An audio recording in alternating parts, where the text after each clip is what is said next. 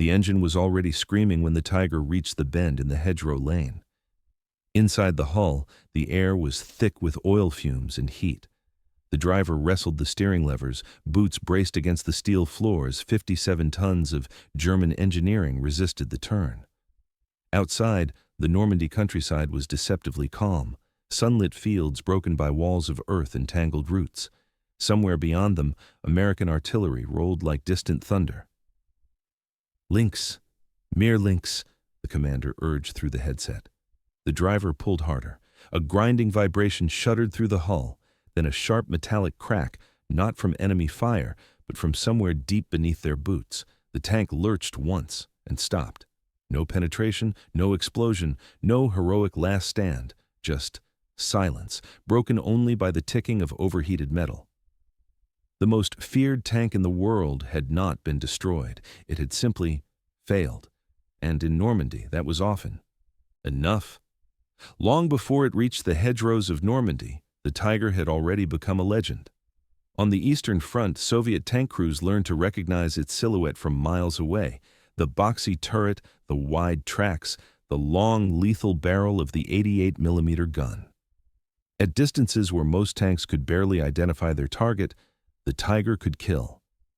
Its armor was thick enough to shrug off frontal hits that would tear through lighter machines. Allied reports described shells bouncing from its glacis plate. Crews spoke of firing again and again, only to see sparks flash harmlessly across German steel. The 88 was the real terror. Originally an anti-aircraft gun, it had been adapted into a tank killer of unmatched precision. At over a mile, it could penetrate armor that American and British tankers considered safe. Shermans and Cromwells burned long before they could close the distance. Stories spread quickly. 5 Shermans to kill 1 Tiger, sometimes more. Whether the numbers were accurate mattered less than the fear they produced. Tank crews adjusted tactics simply at the rumor of a Tiger in the area. Infantry hesitated. Commanders rerouted advances. The Tiger was not just a weapon, it was psychological warfare on tracks. By the summer of 1944, Allied intelligence regarded it as Germany's ultimate armored answer, a technological masterpiece built to halt any invasion. It represented the pinnacle of German engineering, precision-machined, heavily armored, devastating at range. On paper, it was exactly the kind of machine that should have dominated Normandy. And yet, in the tight lanes and sunken roads of northern France, many of these steel giants never even reached the battlefield. They broke down first. The Tiger's reputation was forged in fire, but Normandy would measure it in numbers. By June 1944, Germany deployed several heavy tank battalions equipped with Tigers to counter the Allied landings. These units were considered elite, carefully supplied, highly trained, and strategically positioned to blunt the invasion before it could break out of the beaches. On Allied planning maps, the presence of a Tiger battalion changed everything. But when historians later examined operational reports from the Normandy campaign, a different picture emerged. In some formations, nearly half of all Tigers lost during the campaign were not destroyed by direct enemy action. They were abandoned, disabled, scuttled by their own crews. Columns of heavy tanks never reached their assigned defensive lines. Others withdrew only to fail on narrow roads miles from the front. Marches intended to reposition strength instead thinned it. The battlefield myth did not match the mechanical reality. American and British tank crews certainly destroyed Tigers in combat. There were hard-fought duels. There were ambushes in orchards and long-range engagements across wheat fields. But a surprising number of Tigers were lost before those duels ever happened. Transmissions failed during routine maneuvers, final drives fractured under strain, suspensions locked with mud, engines overheated in low-speed engagements. In a war where mobility meant survival, the Tiger often struggled simply to move. German maintenance logs tell the story in a quieter language, repeated entries for gearbox damage, steering breakdowns, immobilization during road marches. Crews spent precious hours repairing mechanical failures while Allied artillery ranged closer. Some Tigers required overhaul after only a few hundred kilometers of operation. Others broke down within days of arriving at the front. The machine that was supposed to anchor Germany's armored defense began to consume itself instead. The contradiction grew sharper during the retreat toward the Falaise Pocket. As German lines bent and then cracked, Tigers attempted to reposition under constant pressure from Allied air power and artillery. Every kilometer became a mechanical gamble, and many did not make it. It is one thing to lose a tank in battle. It is another to lose it to its own engineering. For Allied soldiers advancing through Normandy, the sight became strangely common. A massive Tiger standing intact by the roadside, no visible damage, its crew long gone, the gun still pointed forward, the armor still unbroken. But the machine was finished. The question was no longer whether the Tiger could win a duel. It was whether it could survive the march to one. The Tiger's greatest weakness was not visible from the outside. It was buried low in the hull, beneath the fighting compartment, sealed behind layers of armor and precision-machined steel. The final drive. In simple terms, the final drive transfers power from the engine and transmission to the drive sprockets that turn the tracks. It is the last link in the chain between horsepower and movement. In the Tiger, that link was asked to bear an enormous burden. When the vehicle first entered production in 1942, it weighed roughly 54 tons. By the time it rolled into Normandy, additional armor and modifications had pushed that figure closer to 57 tons, sometimes more, depending on field upgrades. Yet the core design of the final drive had not fundamentally changed. It relied on a spur gear system originally conceived for a lighter vehicle. Unlike some later designs, it lacked a robust double reduction steering mechanism that would have better distributed torque during tight turns. Instead, the Tiger forced tremendous mechanical stress directly through its gears whenever the driver pivoted the tank. And pivoting was constant. To turn a tank of that weight at low speed requires brute force. One track must slow while the other accelerates, twisting the drivetrain against the resistance of earth and steel. In open terrain, broad arcs reduced the strain. In Normandy, there were no broad arcs. There were hedgerows, sunken lanes, sharp corners between stone farm walls. Drivers often had no choice but to break one track and drag the other around in tight, grinding turns. Every maneuver translated into torque spikes through the final drive. Metal fatigues, teeth wear down, microscopic fractures form under repeated stress. At first, the signs were subtle. A hesitation during acceleration, a faint vibration through the hull, a grinding undertone beneath the Maybach engine's roar. Then came the failure. A cracked gear tooth could shear away under load. Once one tooth broke, others followed. The housing might fracture, bearings could seize. In some cases, the entire assembly locked. When that happened, 57 tons of armored steel became immobile in seconds. There was no field repair for a shattered final drive. Replacing it required heavy equipment, spare assemblies, and time, luxuries rarely available under Allied air superiority and artillery pressure. German engineers were not unaware of the problem. Reports from the Eastern Front had already indicated premature wear and breakdown under extreme conditions. But redesigning such a critical component mid-war was not simple.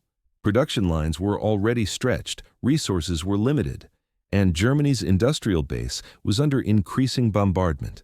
So the Tigers that rolled into Normandy carried the same vulnerability. A machine designed to dominate long-range duels now found itself fighting a different battle against physics, terrain, and its own weight. The Tiger could defeat almost any Allied tank in a straight engagement, but in the cramped, twisting landscape of Normandy, it was often defeated by the simple act of turning. Normandy was not the battlefield the Tiger had been built for. On the wide plains of the Eastern Front, the tank's strengths made sense. Long sight lines, open ground, engagements measured in kilometers. There, the 88mm gun could strike first, and the heavy armor could absorb what little. Returned fire reached it. But northern France was different. The land itself resisted movement. Fields were divided by ancient hedgerows, dense walls of earth and tangled roots, sometimes 6 feet thick, crowned with brush and trees. Between them ran narrow, sunken lanes carved by centuries of wagon wheels. Visibility was measured in meters, not miles. A Tiger advancing through this terrain could not rely on range. It had to crawl forward, stop, turn, reverse, pivot again. Each maneuver strained the drivetrain. Each correction of the steering levers sent torque surging through gears already operating near their limit. The tank's massive weight, once an advantage in open battle, became a liability in confined spaces. Soft ground increased rolling resistance. Tracks bit into mud and clay, forcing the engine to work harder just to maintain motion. Cooling systems labored under low-speed operation in summer heat. The Tiger was engineered for decisive engagements, for killing at distance. Normandy demanded patience and agility. Often, a Tiger would advance only a few hundred meters before being forced into another tight turn. Hedgerows concealed anti-tank guns at close range. American infantry equipped with bazookas waited behind earthen banks. British artillery observers called down fire on any movement spotted from church towers. Instead of dominating from afar, the Tiger found itself maneuvering like a heavyweight boxer trapped in a narrow corridor. Drivers described the effort required to handle the vehicle in such conditions. Steering levers fought back. Acceleration was uneven. The sensation of strain traveled through the hull, a mechanical tension that crews learned to recognize instinctively. They knew when the machine was unhappy, and in Normandy it was almost always unhappy. When a final drive finally failed, it rarely happened in dramatic fashion. There was no explosion, no plume of smoke, just a sudden loss of motion. One track refusing to respond. In open terrain, such a breakdown might be survivable. In a hedgerow lane, under observation, it was often a death sentence. A stalled Tiger blocked the road behind it. It became a fixed target for artillery. It trapped supporting vehicles in its wake. The terrain amplified every weakness. Normandy was not just a battlefield. It was a mechanical stress test, and the Tiger was failing it. When a Tiger's final drive failed, the problem did not end with one immobilized tank. It spread. A heavy tank battalion depended on coordinated movement. Tigers rarely operated alone. They advanced in sections supported by infantry, half-tracks, supply trucks, and recovery vehicles. Every machine had a place in the column. When one Tiger stopped in a narrow Norman lane, the entire formation behind it stopped as well. There was often no space to maneuver around. Hedgerows boxed the road in on both sides. Reversing a 57-ton vehicle under pressure was slow and dangerous. Turning around was almost impossible. So the column stalled. Radio traffic increased. Officers demanded status reports. Mechanics scrambled forward under the uneasy awareness that Allied observers might already be watching from concealed positions. Time became the enemy. A disabled Tiger was not just a mechanical casualty. It was an obstacle. It blocked reinforcement routes. It delayed counterattacks. It exposed following units to artillery and air attack as they waited in place. And waiting in Normandy was lethal. Allied artillery units were highly mobile and well coordinated. Forward observers could call down fire within minutes. A stationary target was far easier to range than one in motion. The longer a Tiger remained immobile, the greater the chance that it would attract shells. Even if artillery did not find it, Allied fighter bombers might. By mid-1944, the skies over northern France were dominated by Allied aircraft. A stalled heavy tank in Pinon-Saint-Fit's daylight was a gift. Recovery was theoretically possible. Specialized vehicles, such as the Berge Panther, were designed to tow damaged armor, but these recovery machines were few, and they were not immune to breakdown themselves. Towing a Tiger required time, coordination, and relative safety from enemy fire. Normandy rarely offered that safety, so crews faced a decision: attempt a risky recovery under threat of artillery and aircraft, or prepare demolition charges. In many cases, the choice was made quickly. A Tiger did not need to burn in combat to be lost. It only needed to lose mobility at the wrong moment. One broken gear tooth could immobilize 57 tons of steel. One immobilized tank could halt an advance, and one halted advance could unravel an entire defensive plan. The Tiger's failures were rarely isolated. They cascaded. If the final drive was the Tiger's hidden weakness, its suspension was its visible one.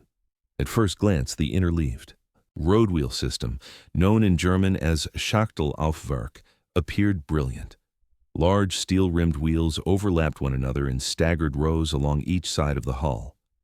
Instead of a single line of wheels supporting the track, There were multiple layers, carefully arranged to distribute weight evenly across the length of the vehicle. The result was impressive. The Tiger rode more smoothly than most tanks of its era. Its weight was spread across a broad footprint, reducing ground pressure. On firm terrain, the design improved stability and firing accuracy. It was, in many ways, an engineer's solution to a heavy machine's limitations. But in Normandy, engineering elegance collided with battlefield reality. Mud was everywhere. After rain, the narrow lanes became churned corridors of clay. Fields softened beneath the constant movement of vehicles. Dirt packed between the overlapping wheels, layer upon layer, until the suspension was clogged with hardened earth. What could not fall free simply remained trapped. Unlike simpler suspension systems, where damaged wheels could be accessed quickly, the Tiger's inner road wheels were buried behind outer ones. To reach a single damaged wheel, crews often had to remove multiple layers first. Under workshop conditions, this was time-consuming. Under fire, it was nearly impossible.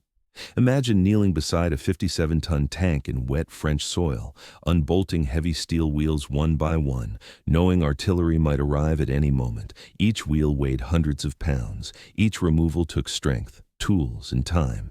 Time the front line did not grant. In winter campaigns, mud that had seeped into the overlapping wheels sometimes froze overnight, locking the suspension solid.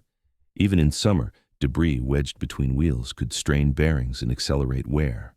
The suspension that provided stability in theory became a maintenance trap in practice. Meanwhile, Allied crews operating Shermans or Cromwells worked with far simpler designs. Their bogie assemblies were accessible. Damaged components could be swapped with relative speed. The philosophy was different, not perfection, but practicality.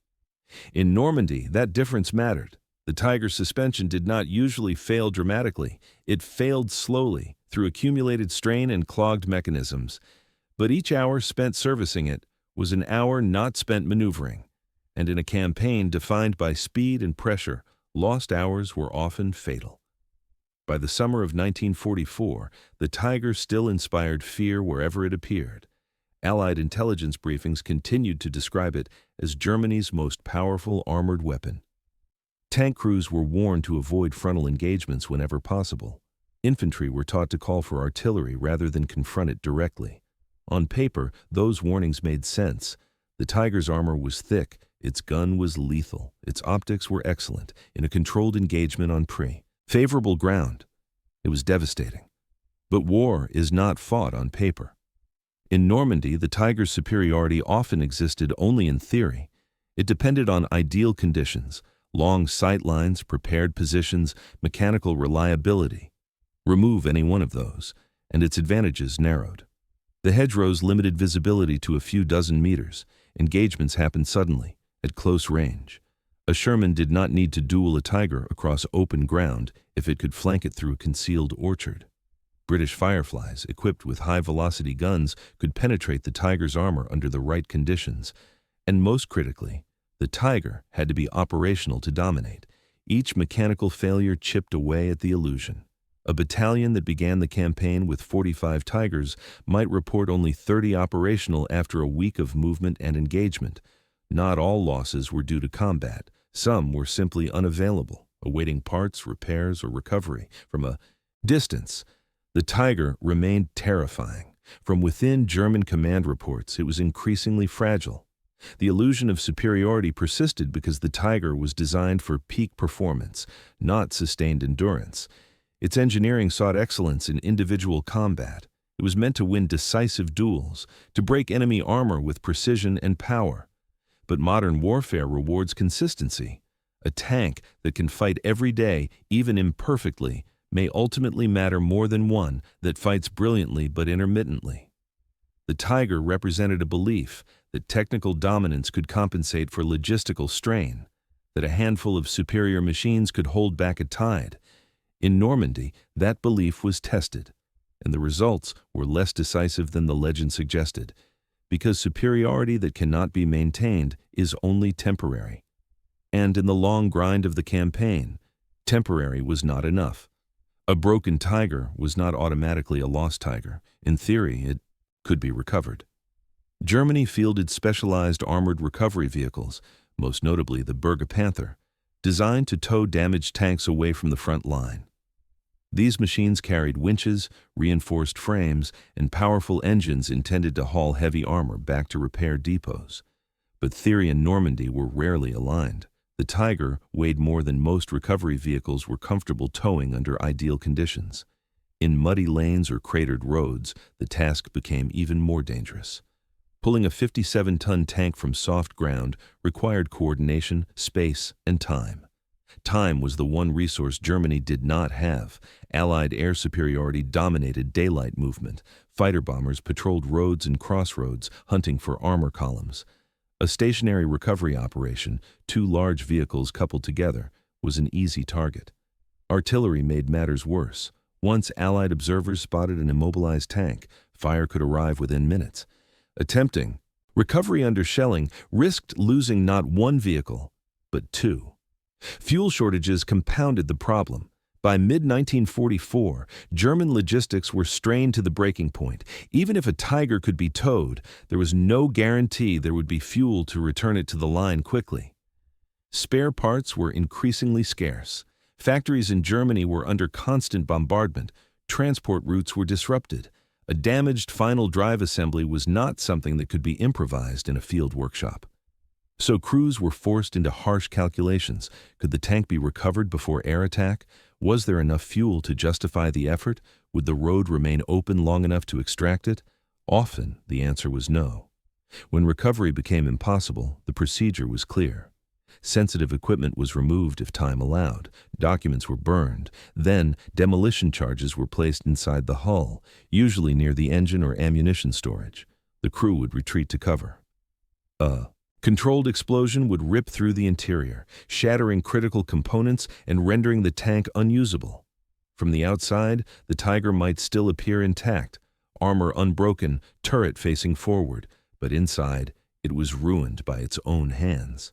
To the advancing Allies, such machines became common sights along retreat routes, massive silhouettes abandoned in fields or beside roads, victims not of direct combat, but of logistical collapse. The Tiger was designed to dominate the battlefield, but it was not designed to be rescued from it. By August 1944, the campaign in Normandy had reached its breaking point. Allied forces had finally punched through the German defensive lines. Operation Cobra shattered the western flank, and American armored divisions surged south and east. British and Canadian forces pressed from the north. The German 7th Army began to collapse inward. What followed was not an orderly retreat, but a desperate contraction toward a narrowing corridor near the town of Falaise. Roads clogged with vehicles, horse-drawn carts mixed with trucks, artillery pieces, half-tracks, and tanks. Fuel was scarce. Air attacks were constant. Columns moved at night when possible, but daylight offered little protection. For the Tigers, the retreat was a final ordeal. Heavy tank battalions attempted to reposition, to plug gaps, to slow the Allied encirclement, but mechanical failures multiplied under the strain. Long road marches over damaged infrastructure pushed worn final drives to their limits. Suspensions already packed with mud now endured craters and debris. Breakdowns became routine. A Tiger that failed during the retreat was rarely recovered. There was no time. The corridor was shrinking. Artillery shells fell along escape routes. Fighter bombers strafed anything that moved. Crews did what they had done before, removed what equipment they could, and destroyed the rest. As the Falaise Pocket closed, the landscape filled with abandoned armor. Burned-out vehicles lay twisted in ditches. Others stood strangely intact, their great guns silent, their engines dead. To Allied soldiers advancing through the pocket, the sight was overwhelming. Miles of wreckage, the remains of what had once been Germany's armored reserve. Among them were Tigers. Not all had been destroyed in battle. Many had simply been unable to continue. The machine that was meant to anchor Germany's counterattack now stood as evidence of its collapse. Before the invasion, German planners had believed their heavy tank battalions would serve as a decisive counterstroke. The Tigers were not meant to sit in static defense. They were an armored reserve, a concentrated force held back until the critical moment. When the Allies committed their strength, the Tigers would strike, restore the line, and blunt the offensive. That was the theory. But by the time the Falaise Pocket collapsed, that reserve had largely evaporated. Not annihilated in one grand armored clash. Not overwhelmed in a single decisive engagement, it had been worn down, gear by gear, wheel by wheel, kilometer by kilometer. Mechanical failures reduced operational strength before battles even began. Recovery failures turned breakdowns into permanent losses. Retreat conditions transformed minor faults into fatal liabilities. A battalion that might have fielded dozens of Tigers in June could muster only a fraction by August. On Allied maps, the feared heavy armor formations still existed by name. On the ground, their presence was fading. The invincible reserve that was meant to stabilize the front was no longer intact enough to do so. Germany had invested immense resources into creating a weapon of battlefield dominance. But dominance requires presence, and by the end of Normandy, the Tiger's presence was disappearing. In the end, Normandy exposed a deeper truth than any single mechanical flaw. The Tiger had been designed as a masterpiece. Its armor was calculated for maximum protection. Its gun was selected for unmatched penetration. Its suspension was engineered for stability. Its optics were among the finest of the war. Every component reflected an obsession with technical superiority. It was, in many ways, a weapon built for perfection.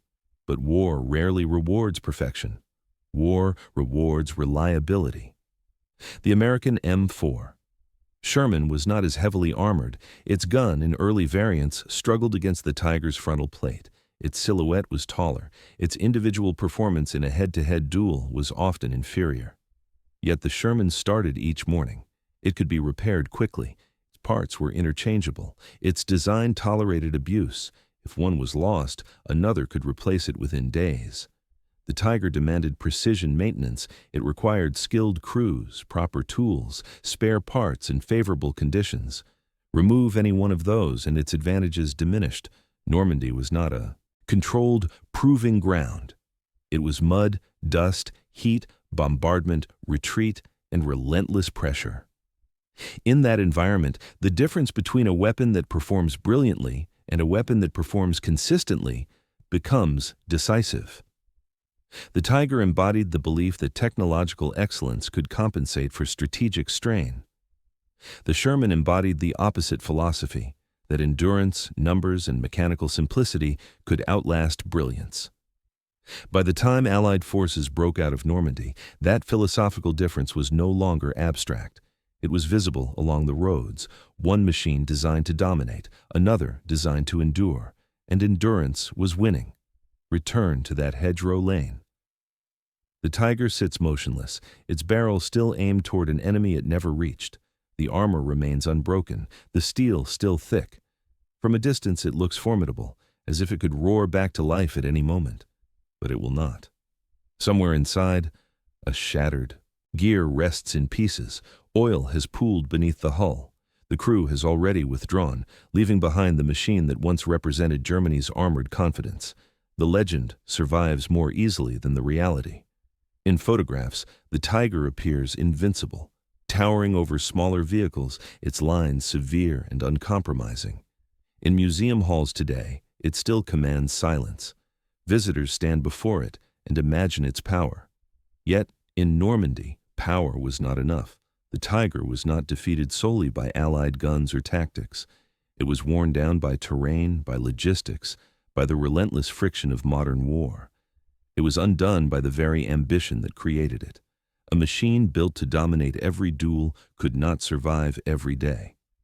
And in a campaign measured not in single battles but in continuous pressure, that distinction became fatal. The most feared tank of the Second World War did not vanish in a blaze of glory. It stalled, and when it did, history moved forward without it. Today, the Tiger endures as a symbol. It appears in documentaries, in books, in games, always presented as the pinnacle of German armored power. Its silhouette still carries weight. Its name still evokes fear. And in many ways, that reputation was earned. But in the fields and lanes of Normandy, the story was quieter. There, the Tiger became something else. Not a symbol of unstoppable force, but a reminder that even the most formidable machines must survive the grind of reality. If you found this story worth remembering, consider supporting the channel so we can continue telling the lesser-known truths of World War II. Because sometimes history does not turn on the weapons that were strongest, but on the ones that simply kept moving.